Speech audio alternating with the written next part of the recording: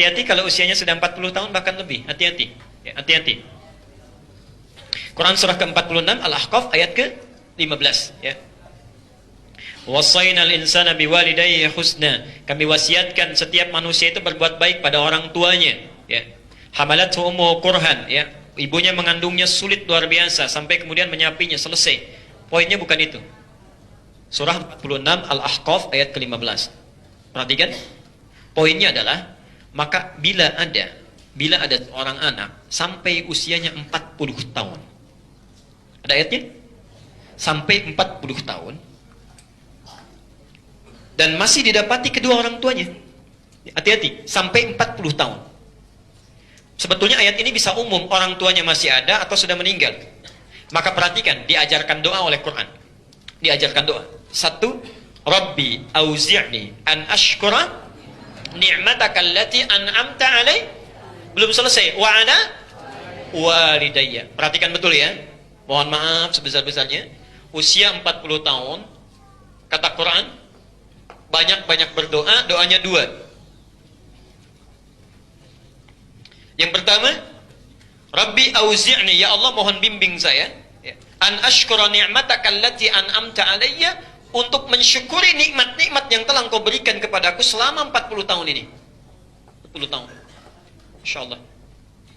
Tapi yang menarik bukan ini. Wa ala walidayya, ini adab Quran. Dan pada kedua orang tuaku yang telah mempersiapkan, mendidik, mendoakan aku sehingga aku mendapatkan nikmat ini sampai 40 tahun. Ini adab di Quran menjelaskan bahwa barangkali kesuksesan yang Anda telah raih selama 40 tahun itu, 30 tahun, 50 tahun, barangkali ikhtiar Anda itu mungkin cuma 30%-nya. Ya. 70%-nya itu yang membuat Anda sukses, kaya, kedudukan naik. Mungkin mohon maaf, itulah tangisan ibunda yang tiap malam itu bangun, nangis, keluarkan air matanya. Tuhai Allah, hamba cuma makan singkong yang dibawa oleh suami. Berbagi dengan suami dalam keadaan peluhnya. Dia berharap mendapatkan rezeki yang halal. Dia nangis pelan-pelan. Mohon ya Allah, jangan sampai anak saya mendapatkan situasi yang serupa seperti sekarang. Mudahkan pekerjaannya, lancarkan rezekinya, berikan kenikmatannya, bimbing dia ya Allah. Itu yang sampai ke langit. Ibunya Ismail siapa? Hajar alaihissalam. Hajar alaihissalam. Maaf. Yang bolak-balik cari air siapa? Hajar. Turun dari sofa dengan beningnya. Begitu melihat peluang, kayaknya ada mata air oase. Lari beliau. Setelah lari, kayaknya bukan ya. Tapi pastikan aja. Naik, bukan. Bolak-balik, bolak-balik. Masya Allah. Dalam bolak-baliknya, Ismail sudah semakin haus, menghentakkan kakinya sedikit saja. Tak. Keluar apa? Baik. Yang mendapatkan airnya siapa? Ismail. Yang bolak-baliknya? Hajar. Kalaulah ibundanya tidak menangis lelahnya, bolak-balik capeknya, tentulah Ismail itu sebelumnya sudah mengentak-kentak tapi air nggak keluar. Tapi ketika ibunya bolak-balik menangis memohon kepada Allah, yakin tawakal, itu yang menyebabkan air keluar. Dan hebatnya zam, bukan ijma. Ibunya bisa berkata ijma. Kalau ijma itu kumpul bisa habis. Makanya sekarang kita ijtima, kumpul tapi pulang lagi. Selesai. Kalau zam, kumpul jangan habis, kumpul jangan berhenti, kumpul jangan berhenti. Makanya zam yang terkumpul terus tidak akan pernah berhenti.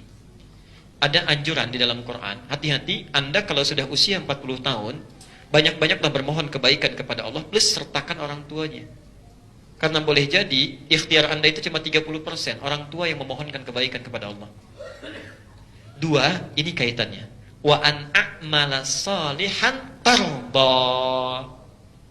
Ya Allah bimbing saya supaya banyak mengerjakan amal soleh yang Engkau ridhai. Ini poinnya. Amal soleh yang Engkau ridhai. Maaf, solat amal soleh bukan? Amal soleh, tapi belum tentu orang solat Allah ridha. Barangkali saat solat ada riaknya, ya. Imamnya bagus mimpin solatnya. Alhamdulillahi Rabbil Alamin. Selesai maghrib kata makmumnya, Ustaz, Masya Allah suara antum bagus sekali, saya sampai khusyuk dengarnya. Masuk setan, tak. Begitu isya nanti diukin sedikit biar lebih bagus. Iyyaka na'budu wa iyyaka nasta'in. Tadinya nggak ada ini tuh. Ya. Begitu dipuji muncul. Itu sudah masalah. Masalah tidak diridhai. Infak yang riya tidak diridhai, hilang pahalanya. Coba antum cek ya. Ya, gampangnya di Quran aja lah, ngambil 40 tahun. Dari 40 tahun kan bekalnya untuk ibadah ya. Terus pulangnya. Coba dari 40 tahun ini, berapa tahun yang jadi ibadah? Cek. Tuh, ya. Gampangnya begini, menurut penelitian kecil-kecilan ini ya, setengah usia manusia itu dipakai tidur. Setengahnya. Jadi kalau 40 tahun, tidurnya berapa tahun? 10 tahun, ya. Dari mulai bayinya, tidur siangnya, tidur malamnya, ya capeknya, kurang lebih lah setengah usianya. Jadi yang dipakai beraktivitas berapa tahun? 20 tahun. Di sini sholatnya, makannya, minumnya, bohongnya, plus tadi gosipnya sampai 5 tahun. Ya. Baik. Jadi kalau kita beraktivitas 20 tahun, usia 40 tahun, punya aktivitas cuma 20 tahun. Ya. Yang jadi ibadah berapa tahun? Misal setengahnya, 10 tahun ibadah. 10 tahun. 10 tahunnya yang lain. Dari 10 tahun ibadah, sudah diridhoi Allah belum? Sudah pasti diterima belum? Kira-kira yang diterima berapa tahun? Tuh.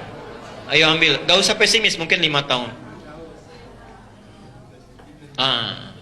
Yang jadi masalah, orang usia 40 tahun punya amalan yang dibanggakan, yang tak bermasalah cuma 5 tahun. Sebelum ke sana, saya mau tunjukkan dulu. Sebelum ke sana, saya mau tunjukkan. Gini poinnya. Ada orang diberikan 40 tahun, amalan utama cuma 5 tahun. Ada anak dikasih usia 4 tahun, Masya Allah. Dia sudah amalan luar biasa. Amalannya melebihi usia 40 tahun. Orang 40 tahun belum hafal Quran. Ini anak 4 tahun sudah hafal Quran. Ya. 40 tahun matanya sehat, kakinya sehat, tangannya sehat. Anak 4 tahun matanya buta. Sarafnya terganggu, hafal Quran, antum kemana aja? Dan bagaimana bisa menjawabnya di hadapan Allah? Saya kan pernah katakan seorang anak kecil Musa namanya, 6 tahun, 7 tahun dari Asyut di Mesir. Masya Allah belajar Quran, ya sampai bapaknya mengantar pakai motor dimodifikasi, jalan 20 km. Awal-awal gurunya cuma minta 1 ayat. Anda bayangkan dari Lebak Bulus ke Bekasi ke sini, begitu datang ke gurunya, minta ngaji, baca alif lam mim, udah pulang lagi, ntar besok datang lagi ya. Kira-kira mau datang lagi nggak besoknya itu? Ini anak sabarnya luar biasa, sabar, paham. Ini guru pasti ada hikmahnya, ada tujuannya. Masya Allah, ditekuni sampai hafal Quran. Bapaknya yang nganter belum hafal, anaknya yang buta hafal. Tapi setiap pulang, bapaknya ngecek lagi hafalannya, disimpan di dashboard motornya, dimodifikasi, cek nak, dimanfaatkan di jalan sampai hafal. Begitu sudah hafal Quran, itu sampai beritanya disebarkan secara viral, Allah berkehendak. Sampai salah seorang reporter televisi datang, ya, merekam itu, ditanya, ya Syekh Musa, hey Syekh Musa, jika anda diperkenankan oleh Allah untuk memohon saat ini, apa yang mau diminta? Kira-kira kalau mata kita nggak bisa lihat, mintanya apa? Sambil lihat, ya, minta melihat. Tapi jawabannya mengejutkan. Lihat kalimatnya. Kalau saya diperkenankan oleh Allah untuk memohon saat ini juga, saya akan minta kepada Allah, satu, ya Allah, mohon jangan sembuhkan mata saya. Biarkan saya buta, karena dengan buta ini saya bisa menghafal Quran. Satu. Tolong biarkan saya buta, karena dengan buta ini saya bisa menghafal Quran. Tapi yang menarik bukan itu. Yang menarik, demi Allah saya katakan, saya akan membawa Quran saya ketika menghadap ke hadapan Allah. Saat saya datang sendirian, dalam keadaan yang sangat gemetar, saya katakan, ya Allah, saya sudah berusaha menghafalkan Quran ini menjadi bekal saya menghadap kepadamu. Kalau dengan Quran yang sudah saya hafalkan, saya mesti dihukum juga. Mohon ringankan hukuman saya dengan Quran yang telah saya hafalkan. Anda dari mana itu? Ya Allah. Itu Musa. Musa, anak buta, 6 tahun, menghafal Quran, membawa bekal menghadap Allah. Kita dikasih 60 tahun, usia yang sangat panjang, kemana aja kita? Ya. Jadi bertakwalah kepada Allah, perbaiki. Belum kita bicara ini, ikhlasnya cuma 5 tahun. Berapa tahun dosanya yang dikumpulkan? Karena itu kalau anda sudah lewat usia 40 tahun, maka perbanyak amal soleh. Sudah berpikir pulanglah, jangan yang macam-macam lagi. Dalam hadis qudsi disebutkan, ya ibadi khalaqtuka lil ibadah fala tal'ab. Hei hambaku, saya ciptakan kamu untuk ibadah, jangan banyak main-main. Ya. Kalau kita bisa beribadah, kenapa main-main? Kan tipis bedanya. Cuma diniat saja. Anda makan, minum, baca bismillah jadi ibadah. Tidak baca bismillah nggak jadi ibadah, kan sayang.